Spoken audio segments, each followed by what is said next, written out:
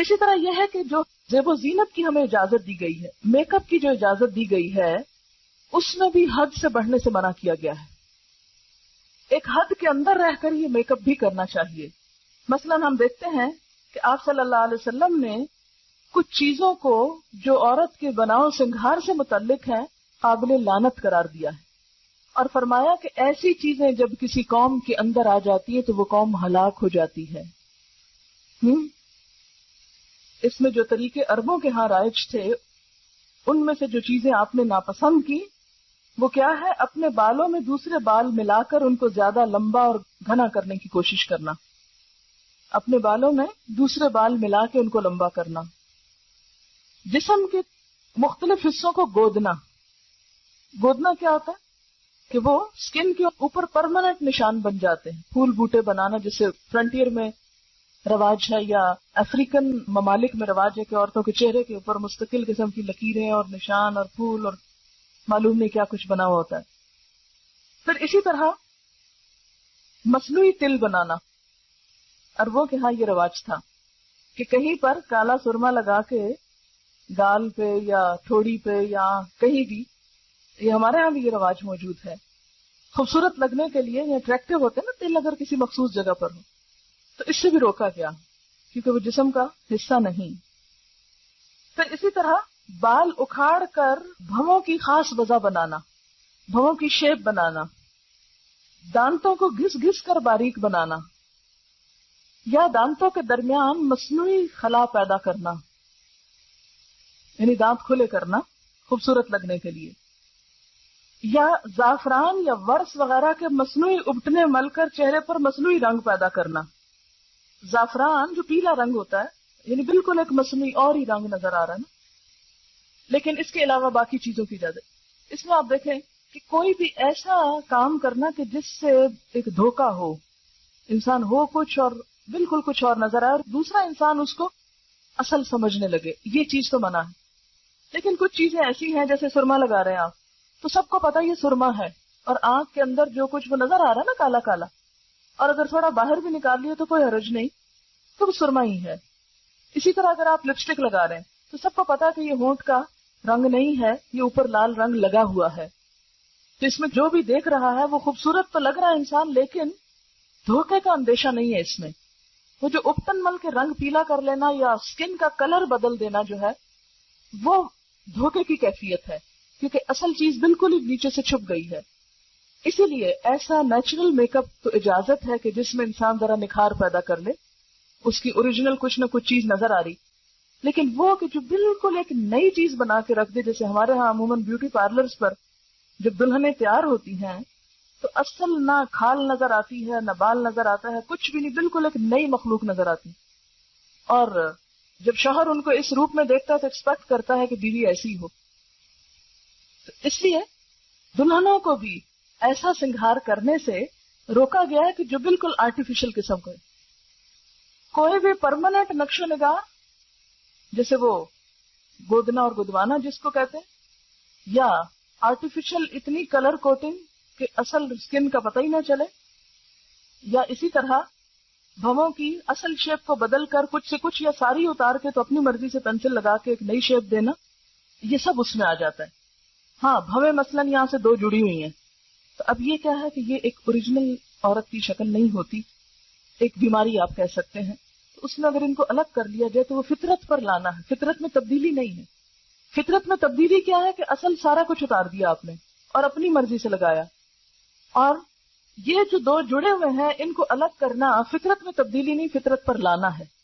تو یہ ایک اصول کے طور پر سمجھ لیں کہ کوئی بھی ایسی چیز جو فطرت پر لانے میں مدد دے رہی ہے، اگرچہ وہ کچھ چینج کا تقاضا کر رہی ہے تو کوئی حرج نہیں، لیکن اگر وہ اللہ کی ساخت جیسے فَلَا يُغَيِّرُنَّ خَلْقَ اللَّهِ میں پیچھے آپ پڑ چکے ہیں، اللہ کی ساخت تو بدل رہی ہے تو وہ درست نہیں.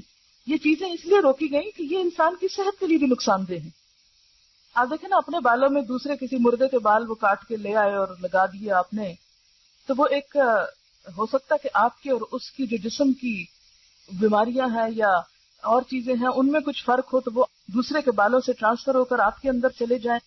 یا سب سے بڑی بات یہ کہ دھوکہ دینا منع ہے. کہ کوئی سمجھے کہ یہ اس کے اپنے بال ہیں اور اپنے ہیں نہیں.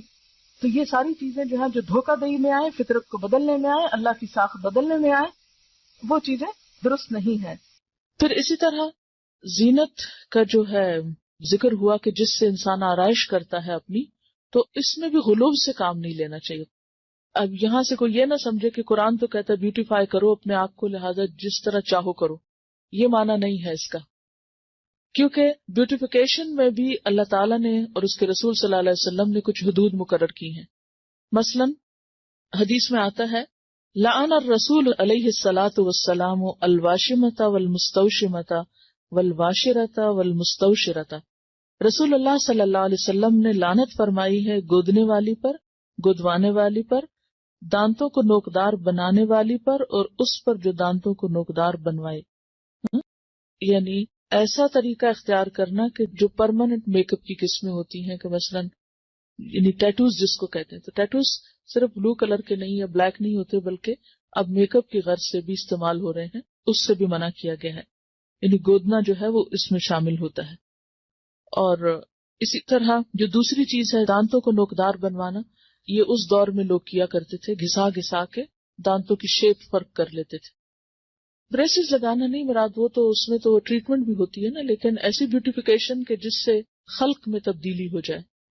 اس میں آپ دیکھیے حدیث میں واضح الفاظ میں آتا ہے، بخاری اور مسلم کی حدیث ہے، آپ صلی اللہ علیہ وسلم نے خوبصورتی کے لیے دانتوں میں درزیں بنانے والی، یعنی دانتوں کو اندر سے گھسا کے بیچ میں فاصلہ زیادہ کرنا، اس پہ لعنت کی ہے، جو در حقیقت اللہ کی بنائی ہوئی ساخت میں رد و بدل کرتی ہیں. یعنی کوئی بھی ایسا میک اپ کہ جس سے پرماننٹ چینج جسم کے اندر ہو خوبصورتی کی خاطر، وہ منع کیا گیا ہے. اس میں آتا ہے لعن اللہ المتفلجات للحسن، کہ حسن کی خاطر دانتوں کے اندر تبدیلی پیدا کرنا. اسی طرح لعن رسول اللہ صلی اللہ علیہ وسلم النامست والمتنمست، آپ صلی اللہ علیہ وسلم نے بال نوچنے والی پر اور اس پر جو کسی سے خدمت لے اس پر بھی لعنت کی ہے. اور اس میں بھی ایک تو وہ بال ہیں جو بیماری کے طور پر ہیں، جیسے چن پر یا لپس وغیرہ پر، تو وہ نہیں. ایک وہ ہے کہ جو آنکھوں کی جو بھویں وغیرہ ہیں ان کو تراشنے کے لیے بنائے جاتے ہیں، وہ شامل ہیں.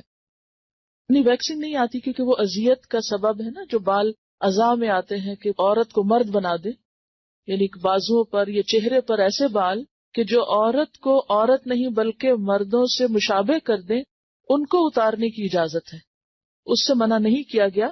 بلکہ اس میں آپ دیکھیے کہ طبرانی کی روایت ہے کہ ابو اسحاق کی بیوی جو نوجوان تھی اور خوبصورتی کی شائق تھی، حضرت عائشہ کی خدمت میں حاضر ہوئی اور پوچھا کہ عورت اپنے شوہر کے لیے اپنے رخسار کے بال، رخسار کہتے ہیں نا چیکس کو، صاف کر سکتی ہے؟ حضرت عائشہ نے فرمایا اذیت کو ممکنہ حد تک دور کرو، کیونکہ یہ اذیت کا باعث ہے. یعنی عورت کے منہ پر بال جو ہیں وہ مرد کے لیے اذیت کا باعث ہے. تو یہ کتاب اللباس فتح الباری میں روایت آئی ہے، تو اس کی اجازت ہے. اسی طرح بالوں میں بال جوڑنا جو ہے، جوڑا بنانا یا بالوں کو کسی بھی طرح پیچ کر کے اس میں لگا کے خوبصورت بننا جو ہے وہ بھی منع ہے. حدیث میں آتا ہے، بخاری کی روایت ہے، اللہ تعالیٰ نے بال جوڑنے والی اور جڑوانے والی عورت پر لعنت فرمائی ہے. اور اس میں آپ دیکھیے کہ ان ساری جو احادیث ان میں ایک چیز مشترک ہے، اور وہ کیا ہے؟ لعنت کا لفظ. یعنی اللہ کی رحمت سے دور ہیں ایسے لوگ. ایک اور حدیث میں آتا ہے کہ بنی اسرائیل اس وقت ہلاک ہوئے جب ان کی عورتوں نے ایسے کام کیے. یعنی بنی اسرائیل کی ہلاکت کے پیچھے بھی ان کی عورتوں کی حد سے زیادہ زینت میں دلچسپی تھی. پھر اسی طرح ایک اور حدیث ہے جس سے پتہ چلتا ہے کہ بالوں کے اندر اگر کوئی جیسے دھاگے کے یا اون کے کوئی پیچز لگائے جائے تو منع نہیں ہے زینت کے لیے، جیسے چٹیا ڈالتے ہیں یا مہندی یا پراندہ یا وہ جو کلپس وغیرہ ڈالتے ہیں یا بیڈز ڈالتے ہیں، اس سے منع نہیں کیا گیا کیونکہ وہ پتہ چل رہا ہے کہ کوئی ایکسٹرا چیز ہے. اور پھر اسی طرح یہ ہے کہ خضاب لگانا جو ہے، یعنی بالوں کو رنگ لگانا، اس میں سیاہ رنگ سے منع کیا گیا ہے. لیکن جو نیچرل کلر ہیں جیسے مہندی ہے یا کوئی بھی نیچرل کلر ہے اس کی اجازت ہے. بالکل ٹوٹلی کالا کرنا جو ہے وہ منع ہے، مگر کالے کے علاوہ اور رنگ جو ہے ان کی رخصت ملتی ہے. اس میں ہم دیکھتے ہیں کہ واضح طور پر حکم ہے. ابو ہریرہ کی روایت ہے کہ نبی صلی اللہ علیہ وسلم نے فرمایا، یہود و نصارہ خضاب نہیں لگاتے تم ان کے خلاف طرز عمل اختیار کرو، یعنی بال سفید رکھنا پسندیدہ نہیں، ان کو رنگنا زیادہ پسندیدہ ہے. ٹھیک ہے، یعنی بعض لوگوں کا خیال یہ ہے کہ کلر کرنا جو ہے یا خضاب لگانا جو ہے وہ شاید تقوی کے خلاف ہے. تو اس کے برعکس آپ نے کیا فرمایا کہ یہود و نصارہ اس کو نہیں پسند کرتے، کیونکہ ان کے ہاں بزرگی کی علامت کیا ہے کہ اپنے بال وائٹ کر لو. لیکن آپ نے کیا فرمایا کہ نہیں، تم رنگو. اور اس میں ہم دیکھتے ہیں کہ حضرت ابوبکر اور حضرت عمر خضاب لگاتے تھے، لیکن بعض صحابہ کو پسند نہیں تھا، جیسے طبعی طور پر جیسے حضرت علی ہیں، ابی بن کعب، حضرت انس، ان کو پسند نہیں تھا. تو یہ نہیں کہا گیا کہ تم ضرور لگاؤ، یعنی تاکید بھی نہیں کی کہ کیوں. اگر کوئی اس لیے نہیں کر رہا، یعنی کسی اور قوم کی مشابہت میں نہیں کر رہا، اپنی ذاتی دلچسپی کی بنا پر اس کو نہیں شوق لگانے کا، تو اس کے لیے رعایت ہے. ایسا بھی نہیں کہ وہ ضرور ہی لگائے، لیکن لگانا جو ہے اس میں ممانعت نہیں. ہاں، اب کیا لگایا جائے اور کیا نہ لگایا جائے اس کے اوپر توجہ کرنے کی ضرورت ہے. اور اس میں خاص طور پر جو صحیح مسلم میں روایت آتی ہے کہ بالوں کا رنگ بدل دو لیکن سیاہ خضاب سے پرہیز کرو، بالکل بلیک نہیں لگاؤ. امام زہری فرماتے ہیں جب تک ہمارا چہرہ تر و تازہ تھا ہم سیاہ خضاب استعمال کرتے، لیکن جب سے چہرے اور دانتوں میں تغیر آ گیا ہم نے اس کا استعمال چھوڑ دیا. بالکل بلیک سے کیوں منع کیا گیا؟ کیونکہ یہ بھی ایک طرح سے دھوکہ دینے والی بات ہو جاتی ہے. آپ نے فرمایا بہترین چیز جس سے تم سفید بالوں کا رنگ بدل سکتے ہو وہ حنا اور کتم ہے.